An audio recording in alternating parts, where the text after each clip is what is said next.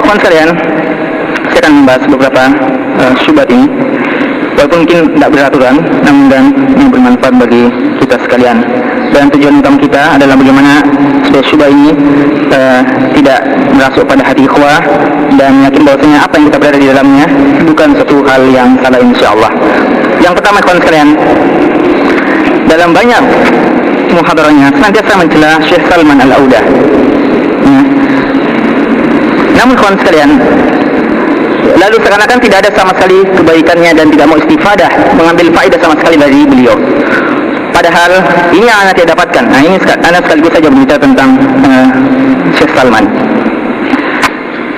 Dalam buku yang dia baca, tentang Al-Firqatun Najiyah Ma'an alaihi washabi, yang ditulis oleh Syekh Ahmad Salam, murid dari Syekh Albani, ketika menyebutkan beberapa turuk jalan dari hadis-hadis iftaraqatil ummah, perpecahan ummah, lalu akhirnya menyebutkan takrij sesuai dengan yang disebutkan oleh Syekh Ahmad Salam, dikeluarkan oleh ini ya, sampai oleh Hakim, dan ya, di terakhir penghasanan Ibnu Hajar, dan setelah itu dia tidak baca. Padahal setelah itu apa kata ya, Syekh Ahmad Salam? Beliau mengatakan waqad jama'a turuqal hadis al-akh Salman bin Fat al-Audah fi kitab Sifatul Ghuraba wa akhuna Salim al-Hilali fi Nushil Ummah. Beliau mengatakan, Syekh Ahmad Salam dalam buku tersebut, hadis-hadis ini telah dikumpulkan jalannya oleh Akh Salman bin Fat al-Audah dalam kitabnya Sifatul Ghuraba, dan oleh saudara kita Salim Hilali dalam Nushil Ummah. Di sini kawan sekalian tidak disebutkan. Ya. Ini menunjukkan bahwasanya para ulama kita, walaupun mereka mungkin mengatakan bahwasanya ada kesalahan Salman Al-Audah, tapi bukan berarti kita lupakan sama sekali kebaikannya, lalu seakan-akan tidak ada faedah yang bisa kita ambil dari dirinya. Padahal lihatlah ya, Syekh Ahmad Salam sampai mengatakan bahwasanya ya, salah satu yang berkhidmat yang banyak terhadap jalan hadis ini adalah Salman Al-Audah. Bahkan beliau sebutkan itu sebelum menyebutkan Syekh Salim Al-Hilali. Dan ini kawan sekalian, bukan cuma Syekh Ahmad Salam. Mungkin kita mengatakan ini cuma Syekh Ahmad Salam. Syekh Al-Albani rahimahullah ta'ala juga melakukan yang serupa dengan apa yang dilakukan oleh muridnya. Ketika Syekh Al-Albani menulis kitab Tahrim Alatil Fard, diharamkannya alat-alat musik. Ini salah satu buku yang terakhir yang ditulis oleh Syekh rahimahullah ta'ala.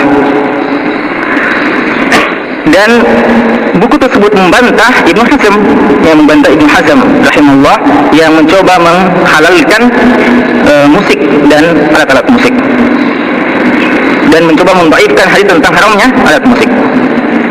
Lalu diikuti oleh banyak orang, di antaranya Abu Zahrah, Yusuf Qardawi, dan Muhammad Ghazali. Dan terlebih khusus Muhammad Ghazali dalam kitab yang terakhir As-Sunnah Nabawiyah Baina Ahli Hadis wa Ahli Fiqh. Sehingga konsen banyak ulama kita yang membantah ya, Syekh Muhammad Al-Ghazali terhadap beberapa pendapatnya, terutama dalam buku tersebut, yang mencoba menolak beberapa hadis yang sahih namun dikatakan tidak sesuai dengan akal. Ya, beliau banyak menolak hadis-hadis tentang hal tersebut, sehingga banyak ulama kita membantah apa yang ditulis oleh Muhammad Al-Ghazali tersebut. Dan Syekh Albani menyebutkan bahwa kalau mau mengetahui bantahan terhadap buku tersebut, maka undur kitabah Al-Akh Al-Fadil Salman Al-Audah Hiwar Hadi. Beliau mengatakan, bacalah kalau mau tahu tentang kesalahan Muhammad Ghazali dalam pendapat-pendapatnya ya, dalam buku tersebut, bacalah buku yang ditulis oleh Al-Akh Al-Fadil. Ya, kalau tadi Syekh Ahmad Salam tidak mengatakan Al-Fadil, ini Al-Akh Al-Fadil yang memiliki keutamaan Syekh Salman Al-Audah dalam Hiwar Hadi. Dan dalam Hiwar Hadi konsen, buku ini bagus ya, beliau membantah yang Muhammad Ghazali dengan pendapat yang keliru, tapi dengan cara yang adab, dengan cara yang sangat baik. Dan ini yang direkomendasi oleh Syekh Al-Albani. Padahal banyak ulama yang menulis, di antaranya seorang ulama yang besar yang menulis adalah Syekh Rabi' bin Hadi Al-Madkhali hafizahullah. Beliau juga membantah Syekh Muhammad Al-Ghazali, tapi Syekh Albani hanya menyebutkan buku Syekh Salman Al-Audah. Nah, ini menunjukkan bahwasanya ulama kita tidak sampai mentahdir dengan cara-cara mereka. Bahkan ini bukan orang yang pertama konsen yang menyebutkan tentang atau memuji Syekh Salman. Para masyayikh, buku beliau Silsilatul Ghuraba ya, silsilah yang pertama Sifatul Ghuraba, silsilah yang kedua tentang Thaifatul Mansurah, silsilah yang ketiga tentang Daf'u al-Gurbah, Wasail li Daf'il Gurbah, dan yang keempat al-Uzlah. Silsilah yang keempat tentang uzlah. Buku yang keempat ini diberikan kata pengantar oleh Syekh bin Baz rahimahullah ta'ala. Bahkan beliau menasihati untuk dibaca buku tersebut, dan beliau mengatakan maka tabahu akhuna al-allamah Syekh Salman al-Lauda. Al-allamah tidak sama dengan alim. Alim, al-allamah sangat memiliki banyak ilmu. Beliau katakan, dan ini terus tidak pernah dihapus tulisannya, dan ini dibaca oleh setiap orang. Namun kawan sekalian, mereka tidak pernah mengangkat ini, seakan-akan semuanya sepakat. Padahal ini jelas-jelas dalam buku dan tidak ada mansuknya sama sekali. Dan perkataan Syekh Albani terhadap Salman al-Lauda juga sangat banyak yang seperti itu. Dan mereka mengatakan sudah dimansuh, kami belum pernah mendengar naskahnya. Ketika Syekh ditanya bagaimana dengan itu, dikatakan bahwasanya mereka IM dan sebagainya, beliau mengatakan orang IM tidak punya perhatian sama tauhid. Adapun Syekh Salman terkenal dengan kebersihan tauhidnya dan bagaimana beliau mendifa. Dan beliau pernah ditanya apakah ada hubungannya dengan sururiyah. Beliau mengatakan sepantasnya sururiyah yang disandarkan kepada dia, karena dia seorang yang alim, tidak sama dengan surur. Kalau memang ada yang namanya sururiyah tersebut. Dan ketika ditanya beliau mengatakan huwa ma'ana fil khattis salafi, dia sama-sama dan kita dalam garis salaf ini, manhaj. Dan saya belum pernah mendengarkan bantahan-bantahan atau koreksi dari para ulama kita tentang beliau. Kawan sekalian, adapun tentang fitnah bahwasanya beliau dipenjara lewat fatwa ulama, ini benar. Beliau dipenjara lewat izin dari para ulama. Namun apakah ini mengeluarkan beliau dari Ahlus Sunnah? Tidak sama sekali. Sehingga Syekh bin Baz rahimahullah ta'ala dalam kaset beliau, dan kami punya kaset beliau dalam pembahasan tentang sirah Syekh Muhammad bin Abdul Wahab, beliau ditanya, ini ketika Syekh Salman sudah dipenjara lewat izin dari Syekh bin Baz sendiri. Beliau mengatakan, apakah dengan penjaranya ini sudah mengeluarkan dia dari manhaj Ahlus Sunnah? Beliau mengatakan tidak. Dan itu dia dipenjara karena masalah-masalah politik yang dipandang oleh pemerintah bahwasanya itu bisa mengganggu ketenangan, maka dipandang perlu untuk diamankan saja. Dan ini ijtihad, dan beliau bersalah tapi tidak mengeluarkan dalam masalah Ahlus Sunnah wal Jamaah. Sehingga beliau mengatakan Imam Ahmad saja dipenjara. Imam Ahmad dipenjara tapi tidak ada mengatakan Imam Ahmad itu sesat. Siapa yang penjara? Pemerintah yang penjara. Tapi tidak ada seorang pun yang berani mengatakan Imam Ahmad itu sesat keluar dari manhaj karena pemerintah memenjaranya. Siapa yang rekomendasi? Banyak juga ulama yang rekomendasi. Syekhul Islam. Siapa yang memberikan rekomendasi? Para ulama-ulama. Walaupun bedanya, kalau dulu ulama-ulama sesat, kalau ini ulama-ulama Ahlus Sunnah juga, tapi memandang bahwasanya memang itu ada maslahatnya. Tapi mereka tidak pernah menyikapi orang yang dipenjara itu sebagaimana sikap yang ditampakkan oleh sebagian orang saat sekarang ini. Tidak ada Syekh bin Baz pernah mengatakan menyesatkan sama sekali Syekh Salman. Tidak ada sama sekali. Kalau ada yang mengatakan demikian, datangkan dalilnya, burhannya dalam buku atau dalam kaset. Adapun buku dan kaset kami punya tentang tazkiyah dari para ulama tentang beliau. Dan apa yang bertentangan ini belum kami lihat. Jadi kawan sekalian, beliau sangat banyak yang memberikan tazkiyah kepada beliau. Syekh Safar Hawali juga demikian. Beliau seorang ulama besar, seorang ulama di Saudi. Buku beliau Al-Ilmaniyah, buku yang dipuji. Syekh Bakar bin Abdullah Abu Zaid dalam Hukmul Intima'nya menyebutkan tentang buku tersebut. Dan Syekh Safar memiliki manhaj Asy'ariyah fil aqidah. Ini bantahan terhadap As-Subuni yang mencoba mengatakan bahwasanya manhaj Ahlussunnah adalah manhaj takwil. Beliau bantah, dan beberapa ulama membantahnya, dan namun bantahan yang paling baik adalah bantahan dari Syekh Safar. Beliau adalah mantan dekan Fakultas Dakwah dan Usuluddin di Makkah. Ulama-ulama, walaupun mereka memiliki beberapa ijtihad dalam masalah dakwah, sehingga menurut sebagian ulama perlu untuk diamankan, tapi tidak seorang pun di antara mereka yang pernah mengeluarkan dari manhaj Ahlussunnah wal Jamaah. Saat sekarang, kalau ada orang mengatakan tentang Syekh Salman atau memuji atau menyebutkan saja seakan-akan dosa besar, seakan-akan dia sudah keluar dari manhaj. Sekali lagi tidak ada ulama yang akan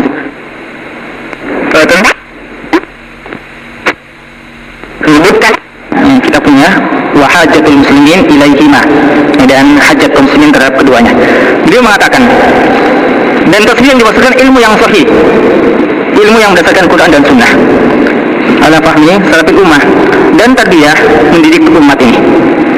Di tarbiyah ini beliau sendiri sebutkan, dan Dan beliau menyebutkan ya, akibat fatal ketika tarbiyah ini diabaikan, di mana banyak kaum muslimin yang semangat tapi tidak memiliki ilmu dengan baik, atau mereka justru banyak melakukan kemaksiatan yang sekedar semangat tanpa tarbiyah. Ini beliau sebutkan di akhir-akhirnya ya, buku beliau. Dan Syekh Ali Hasan, semua orang tahu beliau mempunyai kitab At-Tasfiyah wa Tarbiyah dan sudah terjemahkan saat sekarang. Membaca buku tersebut tentang pentingnya tarbiyah, tapi memang tarbiyah yang didasari dengan tasfiyah, bukan sekedar tarbiyah yang sumber-sumbernya sumber yang jelas, Quran dan Sunnah, bukan menurut pemikiran. Sumbernya Quran dan Sunnah, ini yang kita jalankan insyaallah dalam yayasan kita. Dan kawan sekalian, Syekh Saleh Al-Munajjid dalam Wasail Sahabat beliau menyebutkan salah satu hal yang bisa membuat kita sahabat teguh adalah yang ketujuh. Beliau sebutkan ada 15 mungkin. Yang ketujuh beliau mengatakan at-tarbiyah al-imaniyah al-mutqanah al-mutadarrijah. Ya. Tarbiyah yang ilmiah, ya, tarbiyah yang didasari dengan ilmu imaniyah, dengan iman, lalu mutqan, ya, artinya dasar yang jelas, wal mutadarrijah dengan bertadarruj, ya, bertahap demi tahap. Ini beliau katakan, dan silakan baca buku ini. Dan apakah beliau salafi atau tidak? Belum pernah mendengarkan seorang ulama yang berani berbicara tentang Syekh Munajjid. Bahkan beliau telah menulis kitab Muharramat dan telah diberikan kata pengantar oleh Syekh bin Baz rahimahullah taala. Jadi masalah tarbiyah kawan sekalian, apakah memang ada contohnya atau tidak? Ini banyak yang ditanyakan kepada kita. Kita tegaskan bahwa dia adalah suatu hal yang disyariatkan insyaallah. Dan kalau kita katakan mana contohnya secara pas, kalau kita katakan demikian, kita mengatakan intinya yang penting, bahwasanya fungsinya adalah bagaimana mentarbiyah. Adapun tata caranya, bagaimana modelnya, itu yang bisa didiskusikan. Dan tidak boleh ditabdi sampai dikatakan bid'ah hanya karena masalah perbedaan caranya. Dan ini yang ditegaskan oleh Syekh Utsaimin sekali lagi dalam masalah wasail, kita tidak boleh sampai membid'ahkan. Sampai konsen ketika beliau ditanya tentang wasailnya orang-orang tabligh, khuruj 3 hari, 1 bulan, dan seterusnya. Beliau mengatakan, kalau itu sekedar wasail, maka tidak mengapa. Tapi kalau dia yakin dia satu sunnah yang pernah Rasulullah pas lakukan seperti itu model-modelnya, maka itulah yang bisa masuk bid'ah. Tapi kalau dia anggap sebagai wasail, kata beliau tidak mengapa. Jadi beliau dalam masalah wasail ini, beliau menjelaskan bahwasanya wasail itu bukan tauqifiyah. Jadi berbeda dengan sebagian yang mengatakan atau mengatasnamakan bahwasanya Ahlus Sunnah itu mengatakan bahwa wasail itu tauqifiyah. Jadi konsen ya tarbiyah ini insyaallah dia adalah suatu hal yang tidak bertentangan sama sekali dengan manhaj salaf, bahkan ulama mengatakan pentingnya hal tersebut. Atau adapun tentang marahil yang mereka katakan, sudah sangat banyak contoh-contoh yang menunjukkan bahwa marahil itu penting, ya. Jadi sebagaimana yang kita sebutkan tadi dari Syekh Munajjid umpamanya tentang marahil. Lalu kawan sekalian, juga oleh Syekh Bakar bin Abdullah Abu Zaid, beliau juga menyebutkan tentang pentingnya marahil itu dalam menuntut ilmu.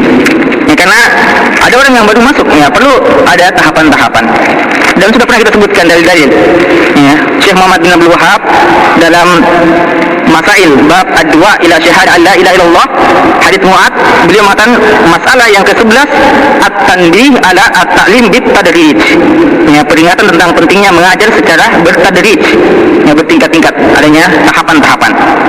Al-bada'atu bil aham fal aham, memulai dengan yang paling penting kemudian yang selanjutnya. Kenapa sebenarnya kawan sekalian perlu yang seperti itu? Banyak asar yang mendukung tentang hal tersebut. Di antaranya perkataan Abdullah bin Mas'ud yang diriwayatkan oleh Imam Muslim dalam Muqaddimah dan Khatib dalam Al-Baghdadi dalam Jami' li-Akhlaqir Rawi. Beliau mengatakan, "Ma anta muhadditsun qauma hadisan la tablughu uquluhum illa kana li ba'dihim fitnah." Tidaklah kamu berbicara atau mengajak satu kaum berbicara yang belum sampai pemikiran mereka belum paham, kecuali akan menjadi fitnah bagi mereka. Kata Urwah bin Zubair, "Ma haddatsa ahadan bi syai'in minal ilmi qat lam yablughu aqlu illa kana dolalan alaihi." Tidaklah kamu mengajak seseorang berbicara dengan satu ilmu yang belum sampai kepada mereka, kecuali akan menjadi kesesatan kepada mereka. Lihatlah anak-anak yang baru, sedikit pengetahuannya tentang ad-din langsung ya dipenuhi dengan fitnah-fitnah. Ya. Kita berapa kali bertemu dengan saudara-saudara kita yang ditarbiyah dengan model saudara-saudara kita di Manis umpamanya, masih baru, tapi sudah tahu tentang subuhiyah, sudah tahu tahu tentang hal-hal yang lainnya yang mungkin kita sendiri belum paham tentang masalah tersebut. Namun kalau ditanya baca tajwid, ya mereka juga banyak bingung. Dan Anda mendengar dalam kasetnya kawan sekalian, ditanya apa ini, semuanya diam. Tidak ada yang menjawab. Padahal katanya sudah sering diulangi. Tapi begitu berbicara tentang jamaah, oh semua sudah ribut, ketawa semuanya. Jadi semangatnya hanya pada saat berbicara tentang jamaah saja.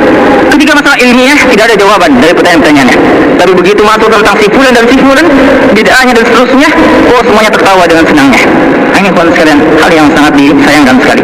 Mentarbiyah ummah dengan sesuatu yang saya tidak perlu untuk didahului dengan cara yang seperti itu. Dan tidak semua ulama kita kawan sekalian membahas tentang bid'ah-bid'ah yang seperti ini. Dia hanyalah bagian dari ulama-ulama besar. Namun kenapa kita menyebutkan orang-orang yang baru dalam masalah yang seperti ini? Dan kawan sekalian, ya tentang yang marahil ini juga ada satu fitnah yang perlu diluruskan. Saudara kita Khidir mengatakan bahwa mereka berdalilkan, ini kata saudara Khidir, mereka berdalilkan bahwasanya takbiyah dengan tadrij itu mencontohi jamiah Islamiyah yang ada tingkat 1, tingkat 2 dan seterusnya. Dia mengatakan bahwasanya ini tidak benar. Karena buktinya setiap karena kalau dari segi itu berarti dari segi ilmu pembagiannya. Kata beliau, buktinya kalau ada orang yang baru biar berilmu, dia mesti mulai dari awal. Ini katanya. Dan ini dusta, ya. Atau sangkaan yang tidak benar. Ya. Kenapa kawan sekalian? Berapa banyak saudara kita yang tidak pernah terbiah, ya. Setelah pulang justru jadi murabi. Ya. Kalau perlu anda sebutkan ya Ustaz Bahrun, ya, Ustaz siapa lagi? Ya Ustaz Bakri, Ustaz Ihsan, Ustaz Ilham, Ustaz, artinya tidak pernah tarbiyah, dia tidak kenal sejak awal tarbiyah waktu kita belum ke Madinah. Nanti setelah pulang di Madinah atau di Madinah kita baru kenal. Belum pernah ikut tarbiyah, sudah mentarbiyah. Ini menunjukkan kita tidak kaku dalam menerapkan masalah ya tadrij ini. Tidak sebagaimana yang dituduhkan bahwasanya kita itu memakai sistem yang kaku dan semua diciptakan dari IM. Ini kata mereka, dan ini kawan sekalian zon yang tidak pantas. Ya, sampai-sampai dikatakan kalau saya masuk mesti saya mulai dari awal. Ya, ini kawan sekalian sama sekali tidak benar.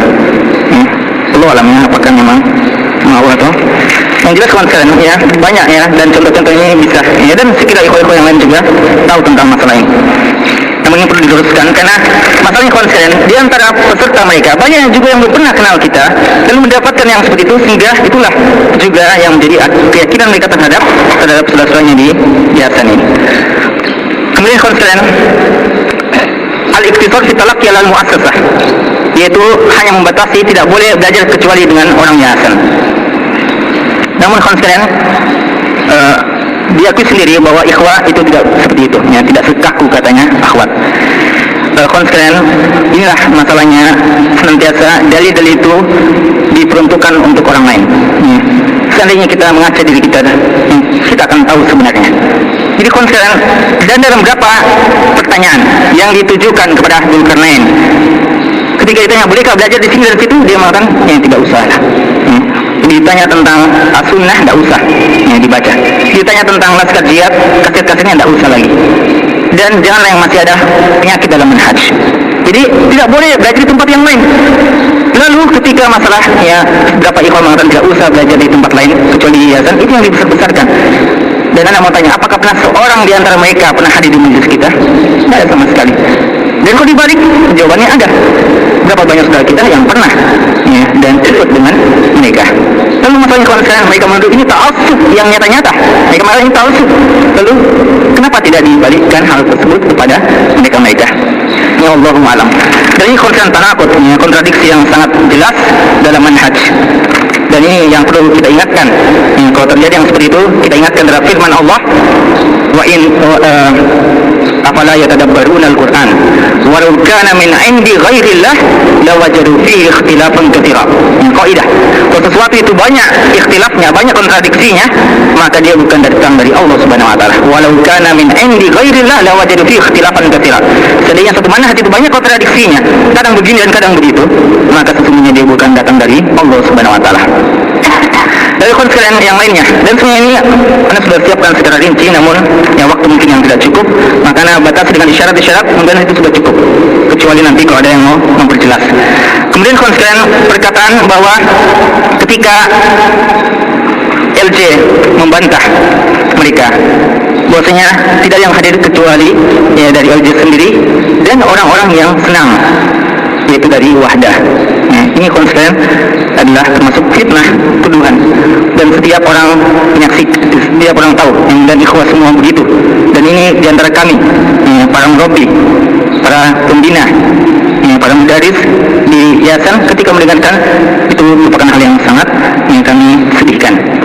Anda mendapatkan kabar tersebut dari Ustaz Aswanto, dan dia datang dan dia menyebutkan saya kemarin ke Unhas, dan saya melihat sesuatu yang sangat menyedihkan.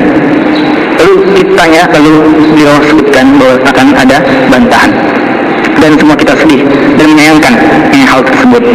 Jadi semua ikhwan sekalian tidak benar. Kalau saja kita senang dengan hal yang seperti itu, tidak benar sama sekali. Bahkan kita semua sedih dengan menampakkan aib saudara kita dan tanakut antara manhaj Ahlus Sunnah wal Jamaah di depan orang lain. Jadi ini tujuan bahwasanya semuanya kita senang. Ini yang Anda harapkan bahwasanya saudara-saudara kita tersebut mencabut kata-katanya, karena sesungguhnya kita lebih tahu terhadap diri kita daripada mereka terhadap diri kita. Dan khulkan ada merujuk kepada ulama, yang tidak mau rujuk kepada ulama, dan ini juga insya Allah tidak benar. Bahkan kita semuanya senantiasa rujuk kepada perkataan ulama, dan majelis syura atau syariah dia hanyalah sekedar wasilah untuk menukil perkataan-perkataan ulama. Tidak ada di antara kami yang ahli fatwa. Semuanya kita hanya sekedar menukil, memindahkan fatwa-fatwa dari ulama kita. Sehingga kawan sekalian, perkataan ini yang akan nanti Anda bahas juga pada akhir, ketika Khidir mengatakan bahwasanya Yusran yang anak ingusan membantah Syekh Al-Albani rahimahullah ta'ala. Jadi dia katakan bagaimana seorang anak ingusan berani membantah Syekh Al-Albani rahimahullah. Ini tidak pernah sampai terbetik pada benak kami mau membantah seperti Syekh Al-Albani rahimahullah ta'ala. Namun ikhwan sekalian, yang mereka menganggap bahwa kita mengangkat diri dan telah mensejajarkan dengan para ulama.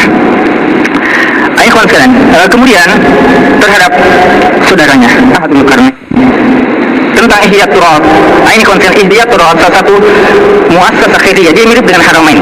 Dia mirip dengan Haramain, dan dia ada di Kuwait. Dan orang-orang ini di Kuwait, dan Anda pernah melihat sendiri beberapa pengurusnya. Ini terkenal ya, dan para ulama kita memberikan tazkiyah terhadap yayasan sosial ini, Ihyat Turab.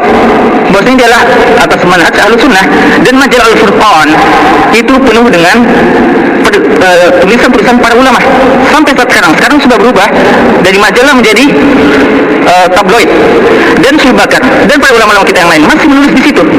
Tapi apa kata Ahmadul Karnain ketika ditanya tentang majalah Sunnah, majalah yang sering antum baca? Beliau katakan bahwasanya orang-orangnya walaupun menunjukkan Ahlus Sunnah, tapi punya hubungan dengan Ihyat Turab Al-Kuwaitiyah, yang ulama Ahlus Sunnah pada zamannya sepakat bahwasanya adalah kelompok yang hizbiyah. Anda mau satu, kecuali kalau beliau maksudkan Syekh Mukbil, mungkin Anda belum tahu kalau ada Syekh Mukbil mengatakan seperti itu. Tapi siapa ulama-ulama yang lainnya? Di sana ada fatwa Syekh bin Baz, di sana ada fatwa Syekh Utsaimin, di sana ada tulisan Syekh Bakar, di sana ada tulisan Syekh Abdul Muhsin Al-Abbad, dan para ulama semuanya banyak menulis, dan salah satu wadah untuk menuangkan pemikiran Ahlus Sunnah dalam majalah Al-Furqan tersebut. Itu yang sangat baik. Namun kenapa sampai dituduh hizbiyah? Oh, itu sudah hizbiyah, siapa lagi yang sisa? Semua sangat disayangkan dalam banyak perkataan. Dikatakan bahwa tinggalkan saya yang masih ada keraguan, dan cukuplah, sudah kita dicukupkan dengan yang sudah jelas. Siapa yang sisa kawan sekalian? Kalau semuanya itu sudah ditinggalkan, As-Sunnah sudah mesti dijauhi, Lazkatiyah dan sebagainya. Siapa lagi yang sisa? Kalau kecuali satu yayasan di dunia ini, satu yayasan yang ada di tempat tersebut. Jadi kawan sekalian, banyak sekali contoh yang seperti ini, menasabkan, mengatasnamakan ijma ulama, padahal tidak demikian. Para ulama-ulama yang lain berselisih atau tidak sebagaimana yang mereka katakan. Lalu kawan sekalian, perkataan bidah ini sudah saya sebutkan bahwa perkataan bidah, silakan kalau memang dianggap yang seperti itu. Yang perlu diketahui, jangan sampai menisbatkan ini perkataan manhaj Ahlus Sunnah, karena sebagaimana yang dikatakan oleh Syekh Utsaimin rahimahullah taala. Kemudian ada beberapa al-hukmu ala wahdah, ini juga hukumnya terhadap wahdah, bahwasanya wahdah adalah bid'ah, suluriyah, hizbiyah, bid'iyah, dan apa lagi? Qutbiyah. Nah, ini 4 sifat. Dan semua ini kami serahkan saja kepada Allah Subhanahu wa taala. Dan seperti ini kita tidak perlu menjawab, namun kami menyerahkan kepada Allah untuk membalasnya kalau tidak benar. Dan sebagaimana yang sudah pernah saya katakan di depan sebagian ikhwah, bahwa Syekh Al-Albani rahimahullah taala menganggap sebagaimana ada larangan mengatakan kepada seorang saudara kita kafir, dan kalau tidak benar akan kembali kepada salah satunya, beliau menganggap perkataan bahwasanya ini ahlul bidah sama seperti itu. Kalau tidak benar maka dia akan kembali kepada orang yang mengatakannya. Dan ini kita cukup kembalikan kepada Allah Subhanahu wa taala yang menghukum seperti ini. Allah tidak akan lalai dalam menulis apa yang telah disaksikan. Kata Allah dalam surat Az-Zukhruf ayat 19, "Satuktabu syahadatuhum wa yus'alun." Akan ditulis persaksian-persaksian mereka dan akan ditanyakan di hari kiamat kelak. Dari mana sampai mereka mengatakan seperti itu? Dan kami menganggap kami ditolimi dan kami berhak untuk meminta di hari kiamat. Kalau tidak mau mencabut kata-kata tersebut, kami berhak, diberikan hak oleh Allah untuk meminta di hari kiamat kelak. Dan ini sebagai peringatan dan sampai kepada saudara kita tersebut yang dan suatu saat dia mencabut kata-katanya. Dan fisidi haram dan sebagainya, mungkin ini adalah perkataan ulama kita karena bahwasanya itu gambar, tapi ini bukan ijma. Dan nanti bisa silakan baca dalam ahkamus surah dan ahkamus tafsir, yang satu risalah yang ada di Mekah, dan telah jelaskan beberapa khilaf ulama kita dalam masalah seperti ini. Dan kawan sekalian, tentang Hasan Al-Banna dan Yusuf Qaradawi, ketika ditanya apakah sudah ahlul bidah, dikatakan ahlul bidah. Nah, ini kawan sekalian juga bagaimana ini terlalu berani dalam menyebutkan yang seperti itu. Syekh Al-Albani sendiri dalam Man Huwal Kafir wa Man Huwal Mubtadi, ketika disebutkan beliau yatarham ala Hasan Al-Banna dan Yusuf Qaradawi, walaupun memang kita katakan banyak sarannya, tapi kawan sekalian dengarkanlah apa yang kata Syekh Al-Albani terhadap perkataan Syekh Al-Albani terhadap Yusuf Qaradawi. Ini dalam muqaddimah Syekh Al-Albani terhadap kitab Ghayatul Maram. Syekh Al-Albani punya kitab Ghayatul Maram dalam mentakhrij hadis-hadis halal dan haram. Dalam halal dan haram banyak sekali hal-hal yang sebenarnya haram, tapi Yusuf Qaradawi, Dr. Yusuf Qaradawi, beliau memilih pendapat yang mengatakan boleh umpamanya. Sampai ada orang yang berlebihan mengatakan itu bukan buku halal dan haram, tapi buku halal dan halal, semua dibolehkan. Dan konsep ini berlebihan, karena Syekh Al-Albani sendiri ketika mentakhrij hadis-hadisnya, apa kata beliau? Beliau mengatakan dalam di halaman ke-18 dalam buku dalam halaman 17, beliau katakan, "Qad jaa'a fi kitabil halal dan haram." Telah ada dalam buku halal dan haram ini ghairu qalilin, tidak sedikit, minal ara', pendapat-pendapat, wal afkar, pemikiran-pemikiran, allati zahaba ilaiha al-muallif hafizahullah, yang dipilih oleh muallif, penulis, yaitu Yusuf Qaradawi hafizahullah, kata Syekh, mimma huwa min mawatin niza', yang merupakan tempat-tempat yang sebenarnya dipertentangkan. Faqad yukiruha qaumun, mungkin ada kaum yang menyetujuinya, wa yunkiruha akharun, dan mungkin banyak juga yang menyelisihinya, mengingkarinya. Kullu hasaba ma indahu min ilmin, semuanya sesuai dengan ilmu yang sampai kepada mereka. Wa fiqhil kitab wa sunnah, dan fikih yang dimiliki dari Quran dan sunnah.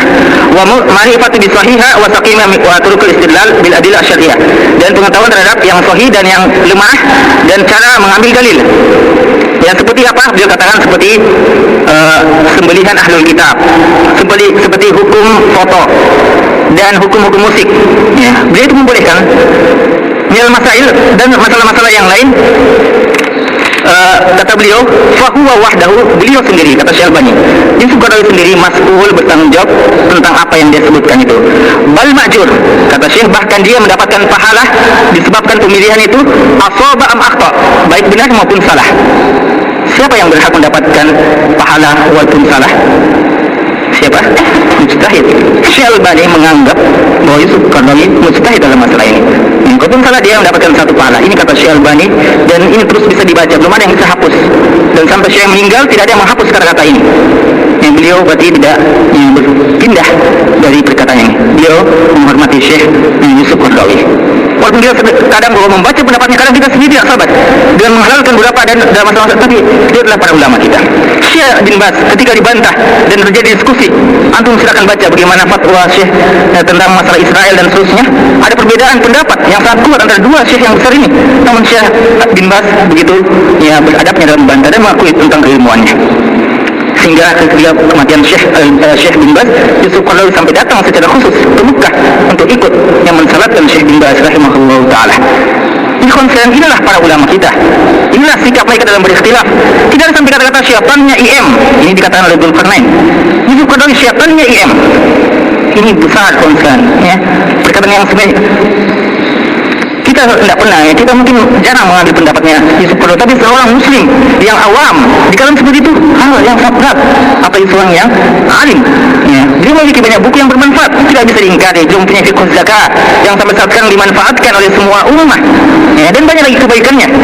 Tidak boleh hanya dengan kesalahan-kesalahan dan perbedaan kita dalam beberapa masalah ya, sampai kita mencap dengan cap yang itu berbahaya ya. Dan tidak ada ya, perkataan-perkataan, memang ada beliau sebutkan di sini ya, itu pernah ada menyebutkan Syekh Mukbil dan Syekh Utsaimin yang membantah, walaupun saya sendiri tidak pernah membaca Syekh Utsaimin perkataan beliau dalam satu buku dan juga dalam satu kaset, karena dia hanya mengatakan ada dalam kaset yang saya dengarkan di Yaman dan saya tidak bawa sekarang jadi belum ada yang kita dengar secara pasti.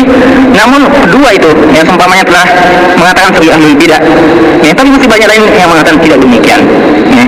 Jadi perlu hati-hati, dan ini sebagai nasihat agar kita hati-hati konsen. Masalahnya, murid-muridnya banyak dibangun dengan yang seperti ini. Seorang yang baru belajar juga sudah berani mengatakan Yusuf Qaradawi begini dan begitu. Seorang yang baru belajar sudah berani berbicara tentang Hasan al-Banna dan seterusnya, Sayyid Qutb dan seterusnya. Pada konsennya hal yang sangat berbahaya sekali. Sayyid Qutb ditanya Syekh Al-Albani dalam berapa masalah tentang Sayyid Qutb, beliau memujinya ya, walaupun ada kesalahannya. Bahkan ketika beliau ditanya, beliau mengatakan baca Ma'alim fit Thariq, beliau puji buku itu. Syekh Al-Albani secara pribadi memuji buku Ma'alim fit Thariq, dan dalam buku itu Sayyid Qutb rahimahullah sendiri menyebutkan tentang pentingnya mengikuti manhaj sahabat. Beliau tidak ya, sebagaimana orang yang seakan-akan tidak ada sama sekali kebaikan dari Sayyid Qutb rahimahullah. Bahkan kawan sekalian, murid dari Syekh Al-Albani Muhammad bin Syakrah pernah beliau mengajar di Jamiah Islamiyah. Syekh Muhammad bin Ibrahim Syakrah, beliau mempunyai buku Sayyid Qutb Bainal Ghalina fi wal Jafina alaih. Sayyid Qutb antara orang yang berlebihan, orang yang mengkultuskan yang berlebihan seakan-akan tidak ada salahnya, dan orang yang seakan-akan tidak ada baiknya. Beliau pertengahan. Anda tidak mau sebut ini sebagai muwazanah ya, karena khawatir ini hanya berdalil-dalilkan saya. Tapi konsen apa namanya ya, silakan menghukum apa namanya, paling tidak sikap pertengahan ya, sikap pertengahan, sikap keadilan terhadap menghukum seseorang. Syekh Muhammad bin Ibrahim Syakrah sekali lagi beliau yang banyak mendampingi Syekh Al-Albani sampai beliau meninggal, dan beliau lah yang ditunjuk untuk mensolatkan jenazah yang mulia Syekh Al-Albani rahimahullah ta'ala. Dan sampai Syekh Ali Hasan dalam kitabnya Al-Audah ila Sunnah diberikan kata pengantar. Syekh Ali Hasan sendiri mengatakan oleh Syekh kami Syekh Muhammad bin Syakrah, seorang ulama besar, seorang guru dari murid dari Syekh Al-Albani, beliau punya buku yang seperti ini dan bukunya tersebar ya. Tapi apa yang kita mesti katakan seperti ini konsen? Apa kita mengeluarkan beliau dari manhaj Ahlussunnah ketika tidak berani mensesatkan umpama seperti Sayyid Qutb ya? Jadi konsen banyak sebenarnya ya, contoh-contoh yang dilemparkan kepada antum seakan-akan sudah ijma' Ahlussunnah terhadap menghukum seorang, sebenarnya tidak demikian ya. Dan ini konsen sungguh sangat disayangkan. Dan masalah muwazanah juga demikian konsen ya. Masalah muwazanah juga demikian. Dan ya, walaupun masalah muwazanah ini kita katakan bahwasanya muwazanah ini ya, artinya ya, muwazanah sebenarnya apa asal katanya muwazanah? Siapa yang tahu? Jangan-jangan kita banyak bicara tentang muwazanah, kita tidak tahu apa asal katanya ya. Apa dari kata-kata apa muwazanah? Ya menimbang ya, menimbang antara kebaikan dan keburukan. Kawan sekalian, seingat kami ya, ketika membahas tentang muwazanah, kita tidak mengatakan wajib untuk menyebutkan ketika membantah, tapi kita mengatakan tidak mengapa, tergantung maslahat dan mafsadah ya, tergantung maslahat dan mafsadah. Adapun Akhidir mengatakan tidak boleh menyebutkan kebaikan dalam membantah. Hanya sebenarnya yang perlu isbat Dan banyak sekali perkataan-perkataan ulama menunjukkan bolehnya, walaupun tidak wajib, ya, atau paling tidak dalam takwim, ya, dalam menyebutkan biografi seseorang itu menyebutkan kebaikan dan kesalahannya.